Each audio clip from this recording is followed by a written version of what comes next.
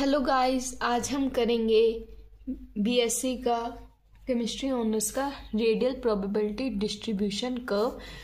ये हमारे एग्ज़ाम में 3 मार्क्स में हमसे पूछा जाता है कि व्हाट इज़, हमसे रेडियल प्रोबेबिलिटी डिस्ट्रीब्यूशन कर्व्स कह देते हैं बनाने के लिए कि 1s का बनाइए, 2p का बनाइए, 3p का बनाइए। कंपलसरी है, एग्जाम में कंफर्म है कि आता ही आता है।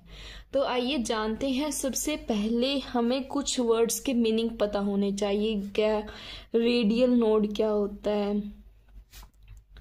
रेडियल नोड क्या चीज होती है। रेडियल नोड, सबसे पहले नोड का ही मीनिंग जानते हैं। नोड ही क्या मीनिंग है नोड का। नोड का मीनिंग क्या होता है, जहां पे probability of finding any electron is equals to 0। जहां पे कोई भी इलेक्ट्रॉन मिलने की कोई भी प्रोबेबिलिटी ना रहे, प्रोबेबिलिटी वहां पे इलेक्ट्रॉन मिलने की 0 हो जाए, मतलब प्रोबेबिलिटी है ही नहीं वहां पे इलेक्ट्रॉन पाएगा या नहीं मिलेगा हमें, तो उसे हम क्या कह देते हैं, नोड। तो इसका डेफिनेशन लिखते हैं। The probability of finding any electron is equals to 0।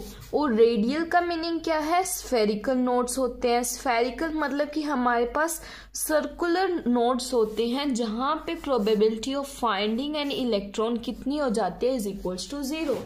जैसे कि अगर हम वहां पे स्फेरिकल नोड बनाए तो वहां पे जो प्रोबेबिलिटी होती है कोई भी इलेक्ट्रॉन को फाइंड करने की, वो कितनी होती है, इज इक्वल्स टू 0। तो इसके लिए हमारे पास डिफरेंट कर्व्स हमारे पास आते हैं। तो सबसे पहले आता है रेडियल नोड का फॉर्मूला। रेडियल नोड का फॉर्मूला क्या है, n माइनस l माइनस 1। यहाँ पे वेयर n क्या डिनोट करता है, about the principal quantum number. Principal quantum number, आपको पता होगा प्रिंसिपल क्वांटम नंबर क्या चीज होती है। प्रिंसिपल क्वांटम नंबर, सपोज मैं एग्जांपल लूं 1s, तो जो यहाँ पे नंबर लिखा हुआ है this is known as a principal quantum number, जो हमारी शेल को डिनोट कर रहा है। अब मैं लिखती यहाँ पे 2p, तो यहाँ पे प्रिंसिपल क्वांटम नंबर क्या है, 2। मेरी शेल बता रहा है ये कौन सी शेल है, सेकंड शेल है। अगर मैं लिखूं यहाँ पे 3d, तो यहाँ पे 3 है जो मेरी शेल बता रहा है कि यहाँ पे 3 थर्ड मेरी शेल है। तो ये हमारा क्या होता है, प्रिंसिपल क्वांटम नंबर। फिर आता है हमारे पास l। l क्या डिनोट करता है, azimuthal quantum number. Azimuthal quantum number हमारे पास बताता है हमें सब शेल के बारे में। सब शेल के बारे में मतलब कि वो s है, p है, d है या f है। अगर l की वैल्यू हमारे पास 0 हो तो वो कौन से शेल से, सब शेल से डिनोट होता है, s से। अगर l की वैल्यू 1 हो तो वो p से होता है, 2 हो तो d है, और 3 है तो वो f से हमारे पास क्या होता है, डिनोट।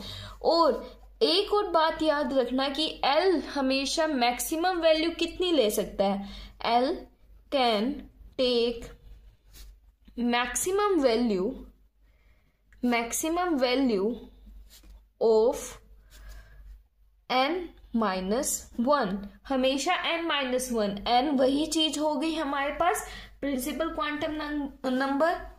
अगर मैं बात करूं 1s की, 1s कितना मैक्सिमम हमारे पास, मतलब l की वैल्यू कितनी हो सकती है मैक्सिमम, तो वो देखते हैं। अगर मैं n यहाँ पे कितना है मेरे पास 1, अगर -1 करूँ तो l कुल टेक ओनली दी 0, मतलब मैक्सिमम उसकी कितनी वैल्यू होगी, 0 मतलब कि कौन से सब शेल से वो होगा, s के। तो मतलब 1 के लिए हमेशा 1s ही पॉसिबल है, ना कि 1p या फिर 1d, ये चीज पॉसिबल नहीं हो पाएगी।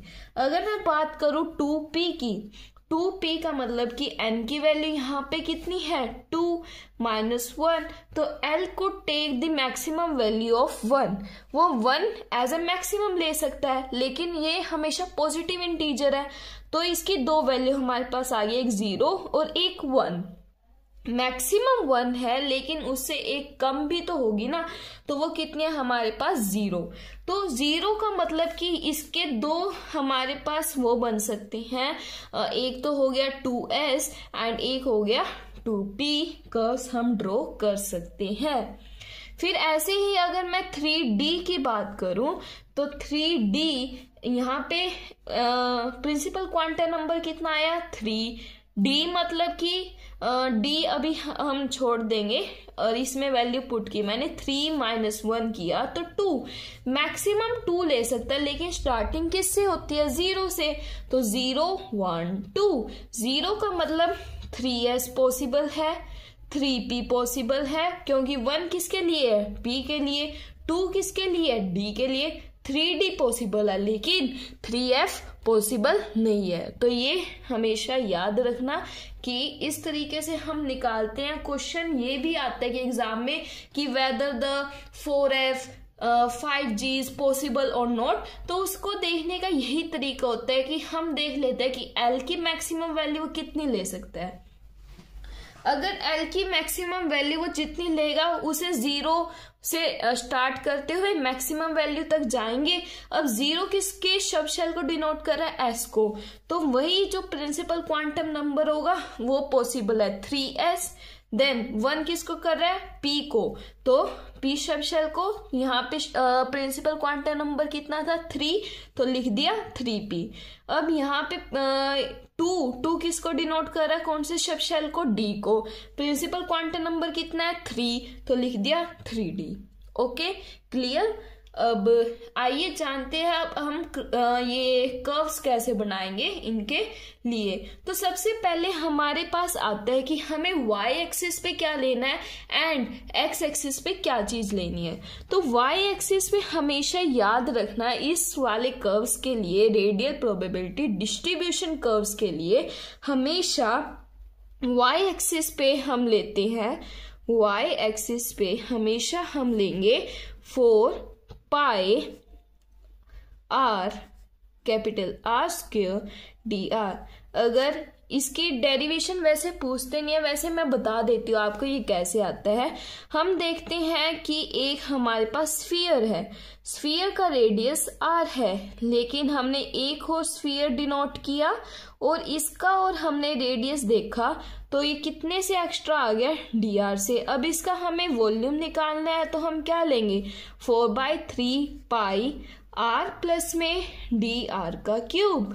तो अब यहाँ पे आइडेंटिटी का यूज करेंगे हम, 4/3 पाई r का क्यूब a का क्यूब प्लस में a b का क्यूब प्लस में 3a इंटू में b एंड a प्लस में b, ये हुआ। तो 4/3 पाई r क्यूब प्लस में यहाँ पे अब देखो dr वैसे स्मॉल है, dr का cube 3r square dr plus में 3r dr स्क्वायर, ये हमारे पास आया। dr हमारे पास वैसे ही स्मॉल आ जाता है तो ये क्या हो जाते हैं कैंसल आउट। लास्ट में हमारे पास जो हमारे पास वैल्यू बचती है वो होती है 4/3 पाई r small r capital R square dr on the y axis, क्योंकि ये वाला पार्ट भी हमारे क्या हो जाता है कैंसल आउट हो जाता है बाय दी समथिंग। अब आता है उसके बाद हमारे पास आता है कि हम x एक्सिस पे क्या चीज लेंगे। हम x एक्सिस पे हमेशा रेडियस लेते हैं r0, जो क्या होता है radius from the centre of the nucleus. अगर ये न्यूक्लियस है और ये अगर हमारा एटम है तो इसके सेंटर से आउटरमोस्ट शेल का जो डिस्टेंस होता है उसको हम क्या कहते हैं r0। तो x एक्सिस पे हमेशा r0 रहेगा, y एक्सिस पे हमेशा 4 pi r capital R square dr रहेगा। एंड ये क्या होता है, radius of the outermost shell from the centre of the nucleus. तो आइए अब इनके हम ग्राफ बनाएंगे अलग अलग डिफरेंट प्लॉट्स के लिए, डिफरेंट कर्व्स के लिए। तो आइए वो चीज हम जानते हैं कैसे हम वो ड्रॉ। आइए अब जानते हैं कि हम इन कर्व्स के लिए कैसे हम प्लॉट करेंगे डिफरेंट ग्राफ्स। तो सबसे पहले हम बात करते हैं 1s की। 1s का ग्राफ ड्रॉ करने से पहले हमें निकालना होगा रेडियल नोड। रेडियल नोड का फॉर्मूला क्या था हमारे पास, n माइनस l माइनस 1। तो n की वैल्यू यहाँ पे कितनी है 1, l s के लिए l कितना होता है 0, माइनस 1 इज इक्वल्स टू 0। हमेशा याद रखना अगर मैं बात करूं s की तो वहां पे l की वैल्यू कितनी होती है 0, p के लिए 1, d के लिए 2, f के लिए 3। ये डिफरेंट l की वैल्यूज होती है। तो हमने यहाँ पे पुट किया तो हमारे पास रेडियल नोड कितना आया 0। और अब हमें निकालना है पीक। पीक हमें कैसे पता चलता है कि कर्व कितना पीक को टच करेगा, इसमें +1 कर दो, 0 + 1 दैट इज 1। तो हमारे पास 1 पीक बनेगी, लेकिन रेडियल नोड 0 होगा। नोड मतलब कि ये एक्स एक्सिस पे टच नहीं करने वाला, क्योंकि वैल्यू कितनी आई 0। तो आइए कर्व ड्रॉ कर देते हैं। मैंने आपको बताया था वाई एक्सिस पे क्या लेना हमें, 4 pi small r capital R square dr on the y axis and r0 on the x axis. अब हमारे पास p कितनी बनेगी 1। तो ये ऐसे करके हम 1 पीक बना देंगे और इसको एक्स एक्सिस पे टच नहीं करेंगे। ये हमारे पास क्या होता है r मैक्सिमा, जहां पे probability of finding an electron क्या होती है हमारे पास मैक्सिमम होती है। हम ऐसे भी उसको डिनोट करके दिखाएंगे कि ये हमारे पास r मैक्सिमा है, जहां पे यहाँ पे मैक्सिमम प्रोबेबिलिटी है फाइंडिंग एन इलेक्ट्रॉन। ओके, अब बात करते हैं नेक्स्ट ग्राफ की कि हम 2s के लिए ग्राफ कैसे बनाएंगे। सबसे पहले इसमें भी निकालिए रेडियल नोड। रेडियल नोड कैसे निकलता है, n minus l minus 1। n की वैल्यू कितनी है 2, l हमारे पास कितना है, s के लिए l की वैल्यू कितनी होती है 0, माइनस 1। तो क्या हो गया 1। रेडियल नोड 1 मतलब कि x एक्सिस को ये एक बार टच करेगा। देन हमारे पास आता है कि इसकी पीक कितनी होगी। पीक के लिए इसमें +1 कर दो, 1 + 1 दैट इज इक्वल्स टू 2। तो मतलब 2 पीक्स बनेंगी। तो एक y एक्सिस हम लेंगे एंड एक हम x एक्सिस पे हमें वो करना है। y एक्सिस पे हमेशा वैल्यू सेम है, क्या लेते हैं 4 pi small r capital R square dr and x axis पे r0। तो पीक हमारे पास 2 बननी है, तो एक हम लेंगे स्मॉलर पीक जो कि एक बार टच होगी x एक्सिस को। देन हम एक बिगर पीक लेंगे, तो ये देखिए ये x एक्सिस पे टच नहीं होगी, क्योंकि x एक्सिस को टच हमेशा कितनी रेडियल नोड देख के करिए कि अगर रेडियल नोड 1 है तो x एक्सिस को वो 1 टाइम कट करेगी, क्योंकि ये वाली चीज ही हमें क्या बताती है, नोड के बारे में बताती है। This is node that is radial node. ये हमारे पास क्या होता है रेडियल नोड। तो यहाँ पे r मैक्सिमा हमारे पास क्या चीज आई, ये वाली चीज हमारे पास r मैक्सिमा आई, ये वाली चीज। यहाँ पे क्या है, probability of finding an electron is the maximum. अब आइए हम बनाते हैं graph for the 2p। 2p के लिए हम ग्राफ देखते हैं कैसे बनाएंगे। 2p के लिए हमें ग्राफ बनाना है, तो इसमें भी रेडियल नोड का फॉर्मूला लगाएंगे। Radial node is equals to n minus l minus 1। यहाँ पे n की वैल्यू कितनी हो गई 2, l p के लिए p l की वैल्यू कितनी देता है 1 minus 1 that is 2 minus 2 is equals to 0। मतलब रेडियल नोड यहाँ पे भी कितना हो गया 0। तो p कितनी पड़ेगी हमारे इसके लिए भी 1। तो 2p के लिए भी p कितनी बनने वाली है 1, और x एक्सिस को ये कट नहीं करने वाला। ओके, अब एक और मैं आपको बना के दिखा रही हूं, तो दूसरे आपके होमवर्क रहेंगे। मैं आपको 3s का दिखा रही हूं और 3p and 3d you have to do your own self. अगर कोई भी डाउट आता है तो प्लीज कमेंट सेक्शन में वो मेंशन कर दीजिएगा कि अगर इनको ड्रॉ करते हुए कोई भी आप प्रॉब्लम फेस कर रहे हैं तो। अब आइए जानते हैं फॉर दी 3s के लिए सबसे यहाँ पे मेंशन कर देना कि हम y एक्सिस पे क्या ले रहे हैं 4 small r capital R square dr, और यहाँ पे r मैक्सिमा हमारे पास ये वाली चीज ही हो गई, ये हमारे पास r मैक्सिमा। यहाँ पे probability of finding an electron क्या होती है इज मैक्सिमम। यहाँ पे इलेक्ट्रॉन मिलना कंपलसरी है कि मिलेगा, लेकिन यहाँ पे प्रोबेबिलिटी उसकी कितनी है हमारे पास 0, और हमेशा x एक्सिस पे हमेशा हम क्या ले रहे हैं r0। अब आते हैं हम 3s के लिए कैसे बनाएंगे। तो सबसे पहले हम बनाएंगे इसका रेडियल नोड। रेडियल नोड जानेंगे क्या होता है n minus l minus 1। n की वैल्यू क्या है 3, l हमारे पास s के लिए कितना होता है 0, माइनस 1, 3 माइनस 1 डेट इज 2।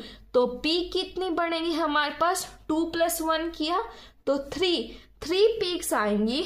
तो वो कैसे करेंगे, और x एक्सिस को कितनी बार कट करेंगे 2 टाइम्स। तो पहले हम x एक्सिस पे लिखते हैं 4 small r capital R square dr, और यहाँ पे लिखेंगे हम r0। तो हमारे पास 2 पीक आएगी, एक बार कट करी, फिर अगेन हम 3 पीक आनी है, 2 बार x एक्सिस को कट करना है। तो ये 2 बार कट किया है एंड देन ये 3 टाइम्स। तो इस तरीके से आप क्या बनाएंगे कर्व्स बनाएंगे। तो ये किसके लिए हो गया हमारे पास 3s के लिए। हमारे पास जो r मैक्स की वैल्यू यहाँ पे आ गई, यहाँ पे प्रोबेबिलिटी कितनी होगी 0, और ये तो हमें क्या बता रहे हैं इसकी नोड हमारे पास कितनी आई थी 2 नोड्स आई थी। तो हमने ये चीज यहाँ पे मेंशन गाइस, इसमें बाय मिस्टेक यहाँ पे मैंने सिंपल स्मॉल r लिख दिया। यहाँ पे स्मॉल r का भी क्या होता है स्क्वायर होता है। तो प्लीज आप सभी जो ये ग्राफ्स हैं इनमें स्मॉल r का स्क्वायर कर लीजिएगा। By mistake I have written it, so thank you guys. Please like share and subscribe my channel.